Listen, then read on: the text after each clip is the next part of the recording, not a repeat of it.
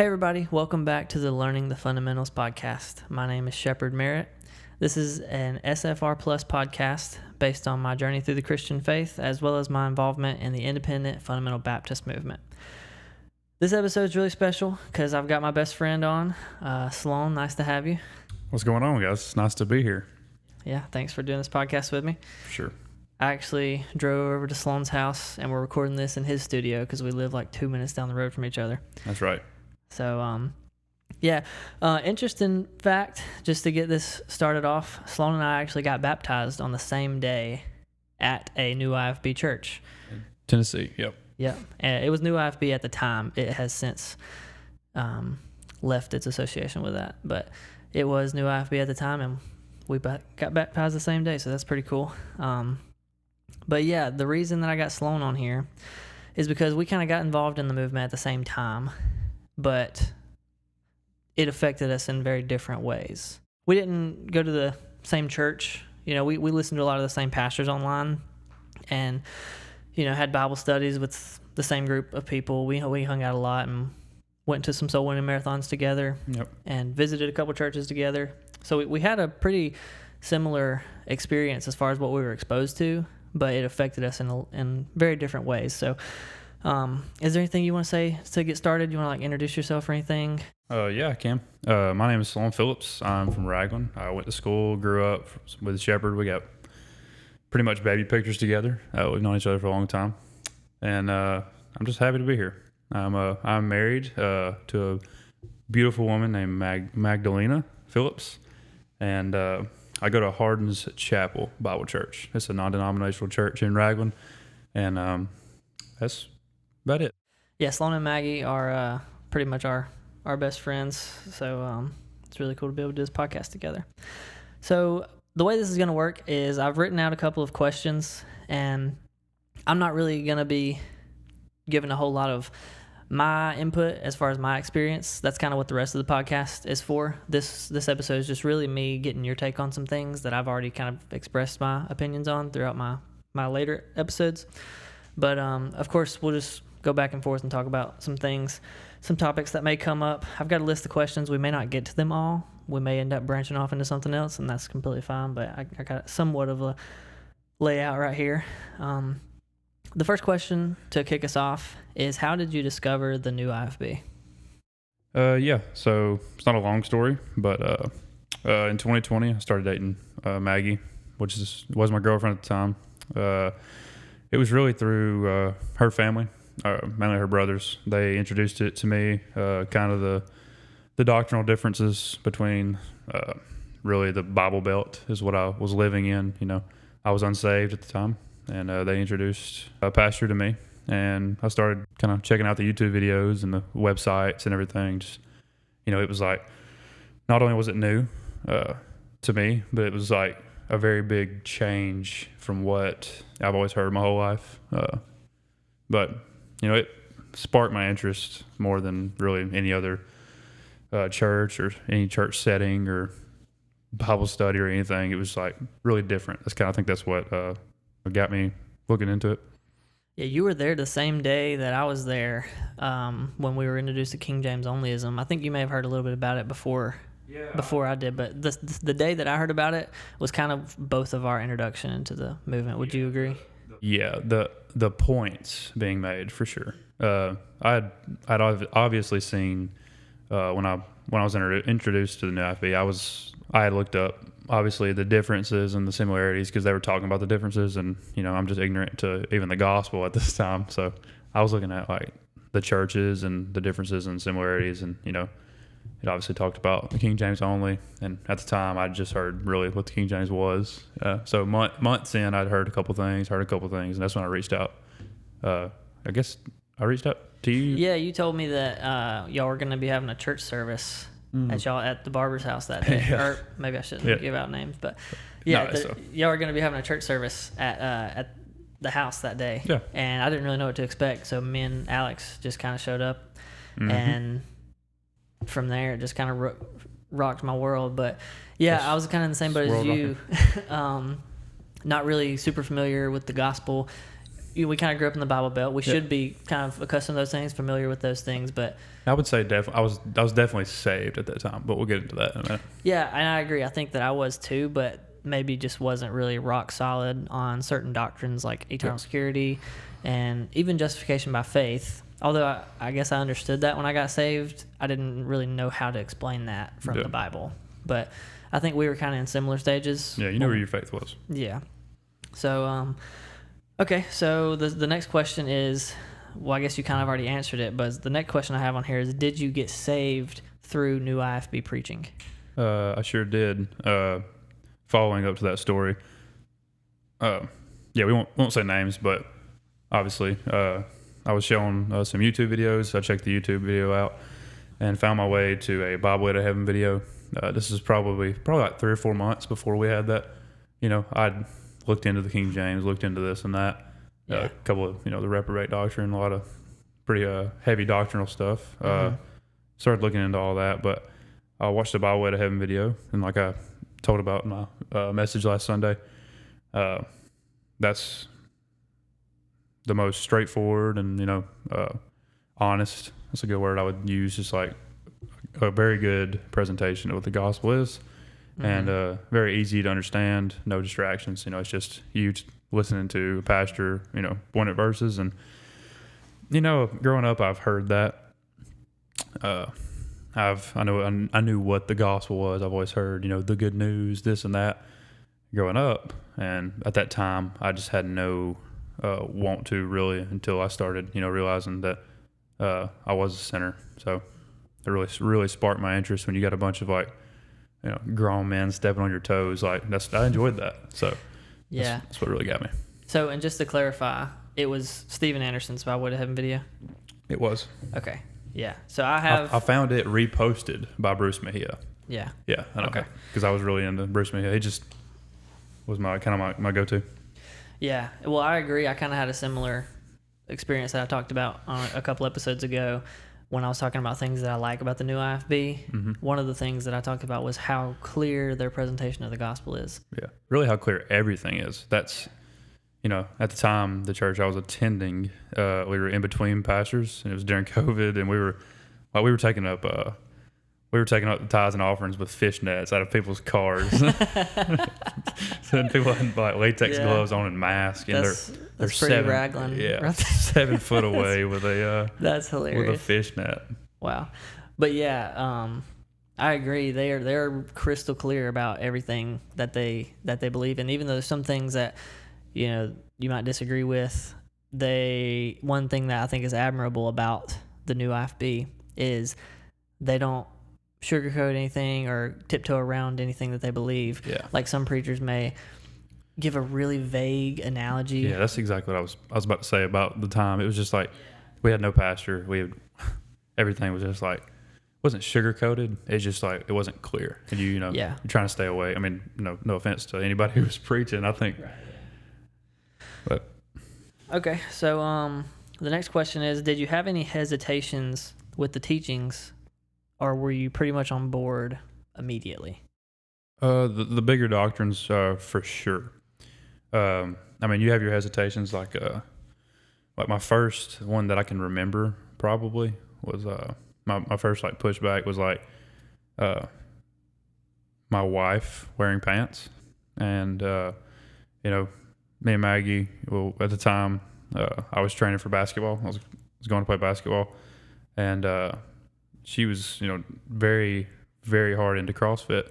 So we're nonstop, halfway wearing clothes, really. We're running. It's hot outside, and wearing shorts, and, she's in a tank top, I mean, nothing I would put scandalous. We're not trying to show anything off by no means, but, according to the new IFB, that's, very wrong in their eyes. And that was a very laid back doctrine that they stood by, but, you see it here and there. And that kind of made me, I looked at that, and that's where I would have, mistakenly trusted in other people over what the Bible says. I was like, well, they're not doing it. So, I didn't really care about it as much. It's not that big of one, but that's kind of the main one. The other ones were pretty backed up from the Bible, and they're a lot easier to get on board with and then study more into than that one, I would say.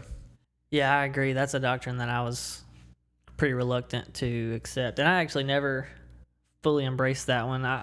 There was a couple of doctrines that I was hesitant to embrace, like the reprobate doctrine. When I first heard that, it seemed so foreign to me because I had never heard. And even though the reprobate doctrine is not unique to the new IFB, a lot of other denominations teach the reprobate doctrine just in a different way. I think the main thing about the new IFB with the reprobate doctrine is they emphasize homosexuals. They say every single homosexual is a result of being a reprobate. Yeah.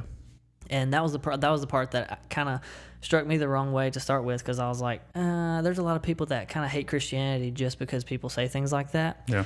But it wasn't until I started looking into the scripture that he was using and actually reading through Romans 1, and I started to get an understanding of why he believed what he believed. And when I say he, I'm talking about Steven Anderson or just the new IFB as a whole. Yeah. And so I did eventually, adapt to that. But that was one of the doctrines that rubbed me the wrong way to begin with. And I guess just to clarify now, I don't necessarily still believe the same way about that. There's a couple of things I still hold to that the new IFB teaches, but maybe just I believe a little bit differently. But about the pants thing, that was something that was also one of the doctrines that I didn't really understand why they believed it. It's almost like sometimes when you listen, or when I was getting into the new IFB, it's like when I heard the preaching, it seems so unrealistic and separated from the life that I've always known. To listen to these pastors preach about the things that they preach about and preach the standards that they hold, it seems so foreign and backwards to everything that we grew up with. Yeah. Do you agree?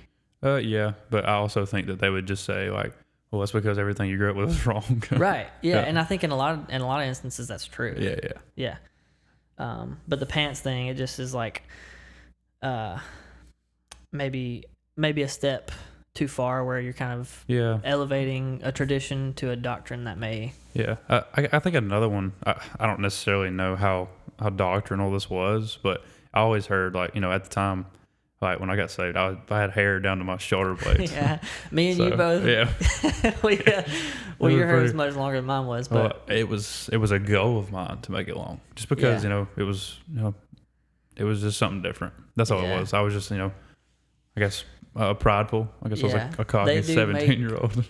They do make a pretty big deal about men having long hair. Yeah, and then obviously if someone has short hair, or a girl, if they have short hair. Like it's completely unbiblical. Yeah, and I still hold to the stand. Obviously, I wouldn't approach it the way that some of them approach it, but I do still I believe 1 Corinthians 11 does kind of tell us like men should have long hair, women should have short hair. They should the covering as well. Yeah, as the Bible says, like does not even nature itself teach you that a man have long hair is a shame on him. It's kind of just common sense. Yeah. But me and you both went through that because we both had long hair and we're trying to convince each other that it was okay. Yeah. Okay to cut. I would say the on board immediately was definitely delayed there because I was like, oh man, we were holding on to that hair. Yeah, and I didn't cut mine until I got saved in 2020. We'll just say I think it was around a little before May, right in May, and I didn't cut it until 2022. Yeah. That's how long. We kind of cut it around the same time. I think you cut yours before me. And when I cut mine, I was hesitant. I didn't want to get rid of it completely, so I cut it at such an awkward length that it was like that was your half bowl cut. That was so embarrassing. But anyways, so back to the questions. The next one I have is, did you receive any pushback for what you believed? Yeah. So I think everybody would agree with this. There's a lot of pride, within the IFB. I will say that for old and new. And I was a part of that at one time.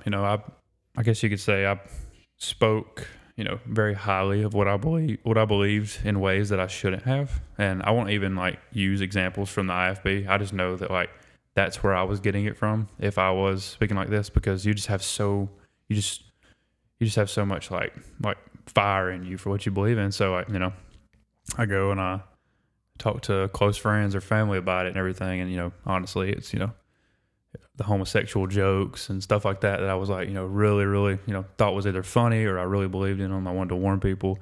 And I kind of focused on that more than I did the actual gospel. And obviously we were souling him, and I didn't bring up the reprobate doctrine or something so serious at the door of a stranger, but somebody I could cut up with and stuff like that. I got that from the IFB, I would say for sure. And, you take that how you will, but I did for sure have, pride on my shoulders behind me helping that. But that would be the pushback was, people that did not know the IFB was seeing the IFB through me. Yeah. The negative side of it. And then, people that watch, either the news podcast, Stephen Anderson, or all the like terrible clips that, the collage, the compilations, like, that's kind of the stuff they see, and that's what drives them away. Yeah. And I will say, like, getting involved in the new IFB, once you embrace those doctrines, you kind of grow to love those parts of the new IFB, the crazy famous clips of Pastor Anderson saying off the wall things, right? Because you got more context to it and stuff like that. Yeah. And it's just like kind of entertainment, and it's just like, oh, that's funny. Like we can all laugh at that because we all agree with what he's saying, and we can understand where he's coming from. But do you think part of the reason that maybe, because I feel the same way that you do, I think I came across as prideful and arrogant in being so passionate with what I believe, but I think something that motivated me, and tell me if you agree, is I felt like the knowledge that I have now is so truthful, and I want everybody to know it. And so I'm so passionate about it, and I just want to tell it to everybody that I see because it's changed my life so much. And the good truths, the good things that we learned through the movement was at the root of the issue, and then it just sprouted up into the more prideful and negative aspects. And so we wanted people to see the good that it brought in our life, but we let the entertainment and the famous clips sort of get in the way of the more important issues. So basically, I guess my question is, do you think that's what the root of it was for you too? Because for me, it definitely was motivation. It's like, I want people to see how much this has transformed my life, and so this is why I'm acting this way in front of these people. Yeah. I got really into the will of God and what the will of God is. And that was my main drive, I would say. But I guess I would just kind of rebuttal my answer with my statement a while ago is that me trying to conversate to people about, I guess, the transformation, what I've learned and what I am learning, what I'm on fire about, was just driven by a lot of pride. But also, there was a lot of good conversations out of it. But I would. What are you asking me? Do I agree with? I'm sorry. Just mainly that, since we learned a lot of good things from the movement, right? And so from that, we sort of adapted the bad just because of the good that we learned. Something I said in one of my episodes was I started to embrace a lot of new IFB doctrine because it was presented to me at the same time as a lot of truthful things. Like I learned justification by faith. At the same time, I learned King James onlyism. And so I embraced those things as if they were both the same level of truthfulness. And basically, my question is, when we would hang out with people and we would make jokes about reprobates, or we would do this or we would do that, one of the driving forces behind me doing those sort of things is because I wanted people to see how transformed my life was and how much this movement is affecting my life, how on fire I am. But I didn't realize to separate the good from the bad. Yeah, I understand now. Yeah, I guess at the time, I would agree with that. We were learning things at the same time. I mean, you a lot more than I was, but learning them at the same time, you would mix good and bad, I guess, together. But you didn't know bad at the time was what you would. Yeah, I didn't have the discernment to distinguish between the good and bad. Yeah. I wanted people to ask me. It was all truth. I remember saying, it was just all truth. I remember saying things like, I had a burden on me to refer to homosexuals as reprobates as much as possible. Anytime I could, I would just want to refer to him as a reprobate. Because number one, because it was funny, because the movement did it, and I thought that it was funny. I thought I was fitting in. But another reason was because I wanted people to ask me about it. I wanted people to say, why do you call him that? Okay, yeah, I understand. And so that I had an opportunity to share some of the things that I had learned, not knowing how it was coming across to other people. Yeah, I guess I didn't think of it into like it's so deep like that, but yeah, I would say that I definitely was maybe looking for a laugh, multiple times. Like I live my life pretty much like that, looking for a laugh. Yeah, not knowing though how it was affecting. I used a lot of what I was hearing, in YouTube videos and stuff like that, and from preaching. I used a lot of that to maybe get some laughs from people that did not understand it, and that's where I would say that was my negative side to it, which I didn't know. I couldn't obviously blame like that towards the new IFB because I'm the middleman there. Yeah, you know what I'm saying. So I'm just as guilty. But I definitely did that too. Yeah. Okay.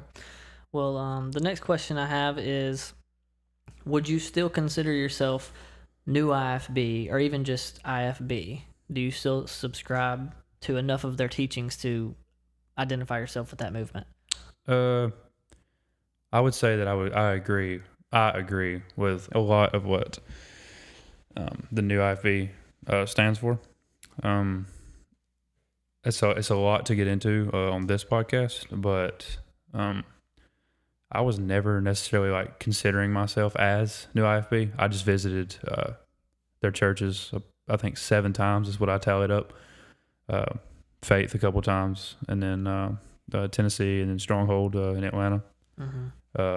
Went there once, and then twice in Tennessee. I think that's what it was. But I didn't go enough to a new IFB church to consider myself a part of that movement. But I definitely agreed and stood alongside, and still do a lot with the teachings and everything. And my church that I go at and have been at is we have a new pastor, and it's a very solid church, and a lot of people would disagree with that. But I'm there every Sunday for 4.5 hours and on Sunday mornings, and between our Bible study in the morning, our Sunday school, and our service and worship, you have some contemporary stuff in there. It's not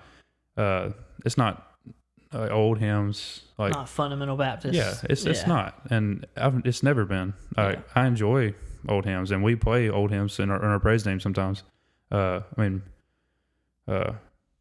We sing every morning, like 2 hymns, and then the praise team gets up there and plays a little bit more worship, and that's kind of like what we thought was best, because we have a new coming of younger kids and some people that like that, and that's just part of the differences that never, I guess, made me fully, stuff like that. Like I go to a non-denominational church. I'm not as heavy on soul winning, and that's on me. But there's still 1,000 like evangelical like opportunities in the church and for the community and everything. But that's not what makes or breaks a new IFB. That's just with me.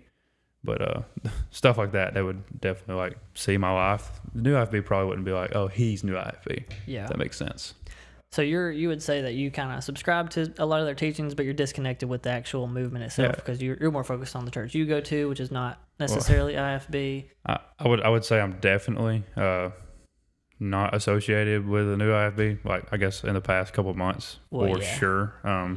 But all the people that I'm close with, we still have the same beliefs. I'll put it like that. Yeah. Because it's not them. Yeah. It's definitely just some crazy other people, and then the people that back that up. I don't agree with that. So. Yeah. Well, there's a lot of. I guess this podcast is it's kind of coming out at an inconvenient time because our movement or our association involvement with the new IFB took place, I would say, probably during the prime of the new IFB, 100%. When it was the most popular, when it was at its strongest. Oh yeah. And of course, a lot of things have gone down with Stephen Anderson, and I said it on the first episode of this podcast. That's a subject that I'm not going to approach. I don't want to talk about that. I want to intentionally avoid giving my opinion on that. Yeah. But it has separated and divided the movement so that a lot of the pastors that we used to listen to when we were into the new IFB are not even in the new IFB anymore. So when I talk about the new IFB, about the prime, I'm talking about what I went through, because I'm not I haven't really 2020 through 2022 or 3 or whatever, but that's pretty funny. That was the new IFB that I knew, and the new IFB that remains today is a little bit different, and I don't even know who is still in it. I guess Yeah, I don't follow. I still watch sermons, obviously, because there's some great stuff to take from. I have over like I think 200 and something, 270, 200. I think it's like 240, 270 sermons saved from just one pastor. Yeah. So Who's that? That'd be Bruce Mejia. Yeah. That's on we YouTube. kind of had our go-to people. You always loved Bruce Mejia. Yeah, just because of his podcast and yeah. He has the Rod of Iron. Yeah. It's a really good podcast, and I like too. It's not just about church, and as bad as that sounds, it's like it's real, real life stuff. It's him talking about politics, him talking about, and then he's obviously using the Bible to back up why he believes what he believes, and he's funny, he's entertaining. Oh yeah, he has a personality about him. That's what's really likable about him. See, my go-to was always Steven Anderson, just because of how knowledgeable he is. Although I disagree with so many things that he says, especially now, there's no getting around the fact that he is just a genius. Like, he is so smart when it comes to the Bible, even like historical knowledge. I've learned so much just from his teaching. So he was always my go-to when I didn't understand a chapter or something. Yeah. I would always look up Steven Anderson, I don't know, Isaiah chapter, whatever. Yeah. And so he was always my go-to. And but anyways, yeah, I think that's a major difference between you and I, though, is the way that you're describing your experience. You kept going to the church that you went to before the whole new IFB thing, and you didn't necessarily want to just uproot everything you knew and go new IFB all the way. Whereas I felt like I wanted to go to a new IFB church. There just wasn't one close by. We did end up going to a fundamental Baptist church, and I haven't really breached that subject on this podcast yet, and I don't really want to. But we did go to an IFB church, and I was more head first all the way. I'm new IFB into the movement, but more so keeping up with it online. I was listening to multiple sermons a day at one point, just constantly filling up with the new IFB. And you were a little bit more balanced with your approach, I think. I mean, for a lack of better terms, I was very lenient with it. I agreed with everything I was hearing because of the ability of them to back it up with, it's in Deuteronomy right here. Just go straight to it. And it wasn't a lot of out of context stuff. That's what really got me. I was able to take exactly what they were saying and, trust in it because a lot of it was true. And, that's where and I'm sure you would agree, have had some mistakes trusting a lot of man, and, it's just like that sometimes. I've said some stuff wrong before, and it's just going to the Bible. They were very steered towards that, and it was very attractive, attractive, especially for a mind like ours. Well, I remember it was the first time that I ever felt like I could understand the Bible. Before I really got involved in the new IFB, I just felt like I couldn't ever understand the Bible. I probably would never read the entire thing, but when I started listening to the new IFB preaching, I started to realize, wow, the Bible's actually really entertaining. There's some really cool stuff in here. And I guess I just, like I said, growing up in the Bible Belt, it's just you hear the same sort of vague analogies and preaching over and over. You kind of become numb to it. So to see a sect of Christianity that was the new IFB was just monumental. Oh, yeah. That on fire. Yeah. That many people, that on fire. That's just something you don't see. Yeah. So I think it ignited something inside of us, and for me, I was blind to the bad of it, to the negative aspects of it to begin with. But I guess that kind of going into my next question, has your involvement in the new IFB increased your knowledge of the Bible, or how has it affected your walk with Christ? It has pretty greatly affected it. Obviously, I got saved through a new IFB pastor, and I watched so many sermons talking about how to be a man of God, how to be a husband of God, and how to be a child of God, and putting those three together kind of is how I go about my walk. It's how I read, how I plan, and obviously I'm saying this on this podcast on record. I'm not perfect. I never claimed to be perfect, so I I have, moments where I'm not as on fire for God, and moments where I am. And I would say overall it has positively and, greatly affected my walk with God. Yeah. I've learned a lot. I've learned a lot of good things, yes or no on some bad things. But, really the if, ands, or buts kind of don't matter now. I'm very content at where I'm going. You know what I'm saying? Like, not where I am, because I'm not not trying to be lukewarm, but I am. Yeah.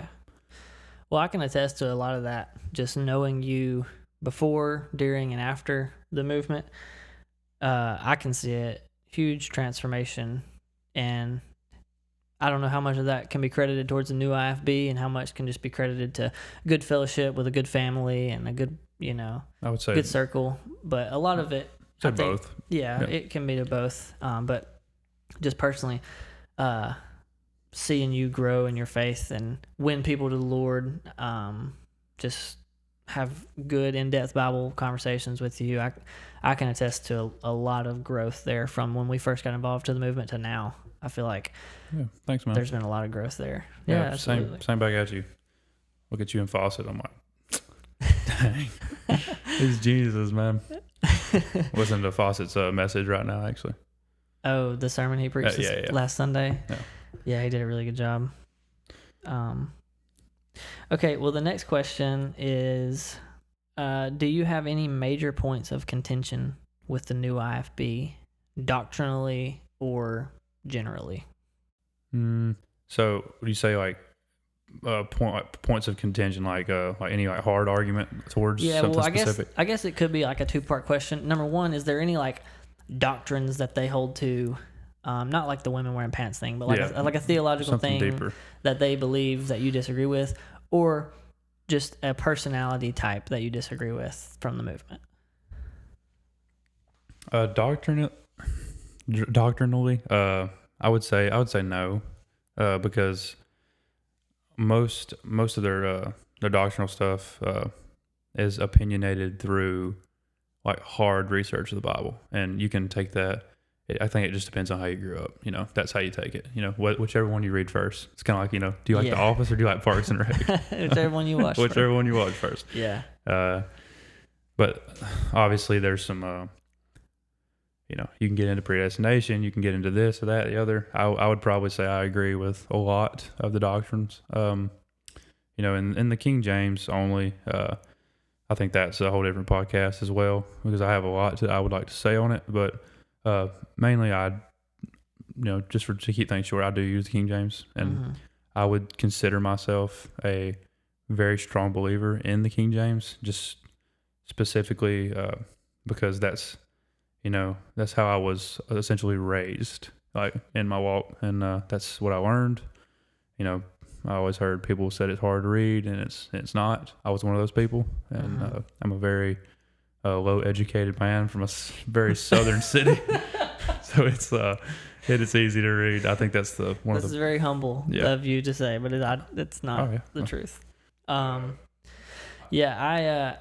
King James only thing, I agree with you in the sense that I only use the King James. So I guess in that sense you could say I am King James only. That would be a major point. That would be a point of contention I have with the new IFB, with the level that they take it to, because even though I don't use any other version, for that to be the grounds of fellowship, to say you can't associate with the new IFB if you're not King James only, and every other version is demonic or satanic. I feel like that's overboard. Yeah, that is overboard. And if you don't agree with that, then you're not looking at it through the eyes that or you are looking at it, because that can scare anyone away, like a new believer, like a Satanist. I mean, that's crazy to say it like that, because I've never I've never claimed it to that far, because if somebody uses the NASB, the ESV, and God forbid the NIV beside me, obviously we're gonna have our Bible study, and sure, we're gonna run into some different words or whatever, but from what I've experienced, we've gotten through it and have come to terms of agreement and sometimes disagreement. But that's okay, because it's not focused specifically on like the gospel. You know, as long as that's straight, you know, then I'm okay, because I'm going to be able to sleep at night, because I'm not over here ripping pages out of books I don't like. You know, I think just that strong of a stance. And I was very, very, very strong at one point. Too. I wasted a lot of time, a lot of energy, a lot of research, and I feel like that was a big wasted part, a backslidden part in my walk, because it was pride over, I guess, morals for sure. Yeah, I can definitely agree with handling it that way, because I got super hung up on the King James only thing, and it caused a lot of division in my family. It caused a lot of personal confusion. It caused just so many negative things. While I was learning a lot of good things while I was King James only, that specifically was something that just, I don't know, just shook my world. But the main thing that I disagree with, because I have no problem with being King James only, I have no problem with people who take a little bit of a stronger stance than I do with the King James only thing. Yeah. But I very strongly believe that God does not use falsehood to communicate a truth.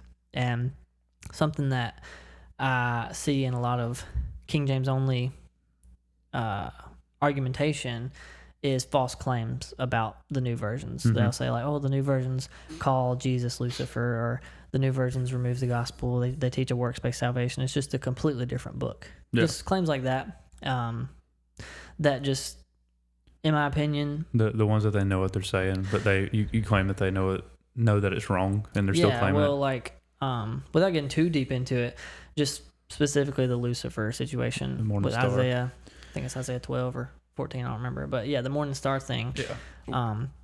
A lot of the people pushing the argumentation that the modern versions translating Lucifer as Morning Star is somehow satanic because Jesus is referred to as the Morning Star. Yeah, they're saying they're calling Jesus the devil. Yeah, and I know that Lucifer. A lot of the people pushing that argumentation know better. They know the fact that the word Lucifer is just a transliteration of the Latin word Lucifer, which means morning star. I've used that, and I would say like I do not know that. Yeah, and I've used that, and like I said, I would not use it now. Honestly, I wouldn't even waste my time on it now. I wouldn't on any. Well, I ignorantly used that, but I think people who, and that's just one example. There's a lot of examples of the King James only thing, and I don't want to park it there for too long, but it's just a contention that I have is how much falsehood is used to push the King James only thing. Gotcha. Like I said, I have no problem with it being just a tradition or a standard. You prefer the King James, that's great. But when you say that the new ones are satanic, to me, that's using falsehood to promote something that you believe to be true. And there was some moments. It's kind of like saying, like, you got a sale that's going on, and you walk in the store and there's no sale. Like, yeah, it's like there was moments when I was still vehemently King James only, that I started to catch on to some things like the Lucifer thing and some of the other famous examples, where I would look at some videos, I would do some research, I read a lot of material on it, and I would start to notice like, okay, this is what I've been telling people is actually a misrepresentation of the actual truth. And it just didn't sit right with me that the method of communicating was to lie to them a little bit so they could finally embrace the truth of King James onlyism. I just don't. Yeah, so you just stand on the grounds of like you like the King James because of how, I mean, traditional, and now, I mean. Yeah, well, it's just what I learned. Like, I read the Bible for the first time all the way through with the King James, and the verses I've memorized are in the King James. Really, like, I personally love it. If it sounds more like the Word of God, that's just a personal preference, and I don't know. But anyways, not to camp out there too much, I may cut some of that out. The next question I have is, would you say that the movement has impacted your life, not just like your walk with Christ or your understanding of the Bible, but just your life overall? Has it impacted it more for the better or for the worse? I would say yes.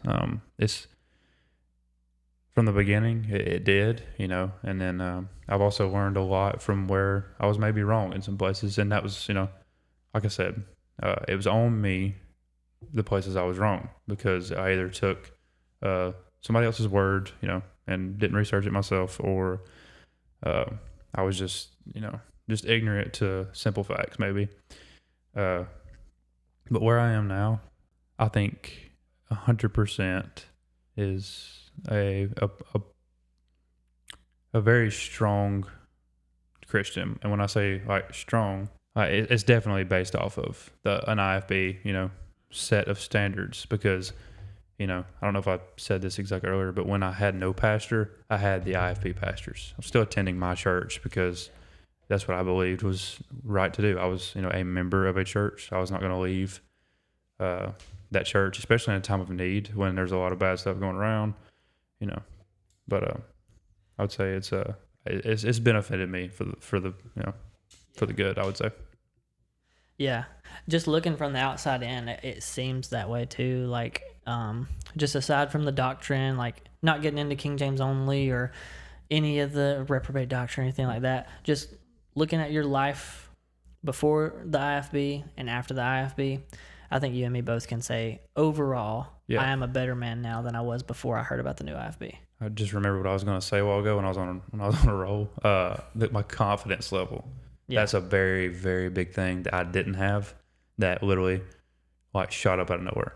Yeah. Like, especially like sharing the gospel to strangers compared to close people around you.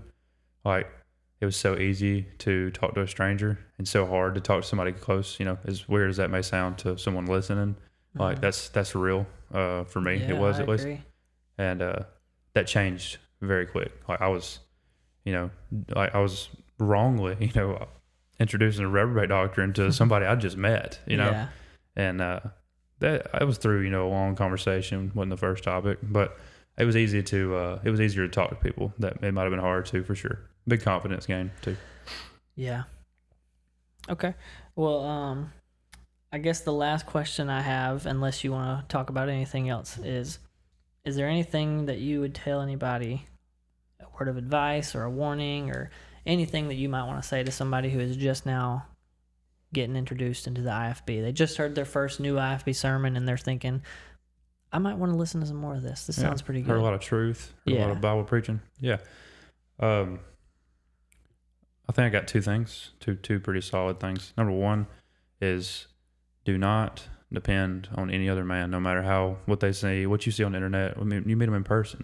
It might be the greatest guy you've ever shook hands with. Don't take their word for it, because at the end of the day, they're still a human being. They still are very prone to error.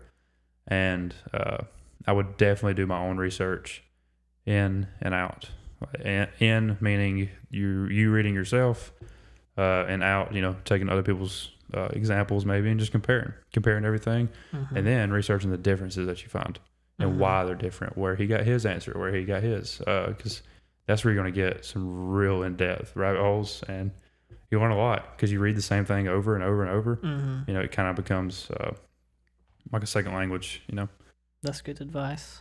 But I would say, like if you're just now, seeing everything, seeing how the preaching is, how they sing, I would find out and do really good history research on the IFB, because there is an old IFB and there is a new IFB.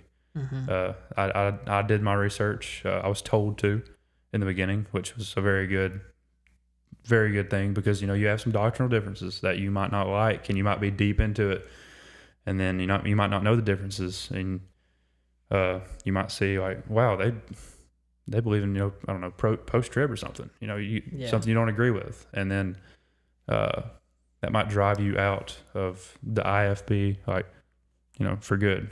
I would recognizing the differences between the new and the old. Yes. Yeah. Saying you might be in one and realize that they believe in this, you don't agree with that, and you just throw it all, throw it all out the window. Out with the bathwater. Yeah. Yeah. No, that's really good advice. Listening to both sides. I've learned a lot listening to debates. Yeah. I think it's great and that's something that I didn't always do.